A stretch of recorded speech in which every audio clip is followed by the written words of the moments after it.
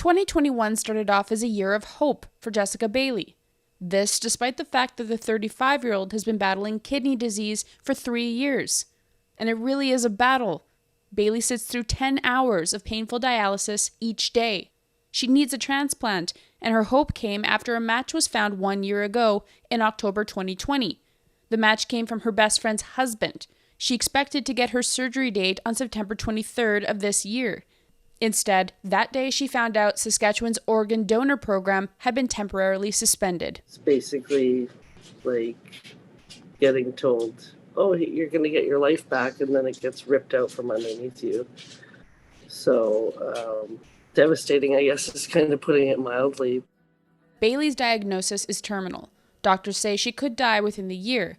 And the longer she waits for a transplant, the more likely she won't be healthy enough to have the surgery. As for her live donor, Jason Anderson has known his close friend since they were 17. She's getting worse and physically getting worse, but I think mentally she's not in a good place. And I think that having that hope and having it taken away from you is probably the worst part of it. The two organ donor coordinators working with Bailey and Anderson have been taken off their case. Anderson's was sent to work in the ICU. Earlier this week, Saskatchewan's health minister said the demand for healthcare workers to help with the COVID-19 crisis is high. The decision's not made lightly, but we need to have those expertise in our ICU because we are dealing with people that are unvaccinated.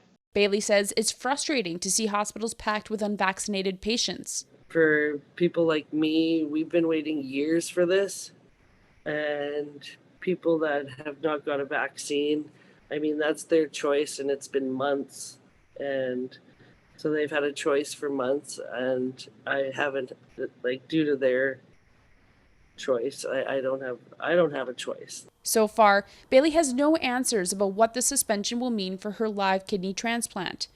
At the same time, Anderson is hopeful she can travel to BC for the procedure instead.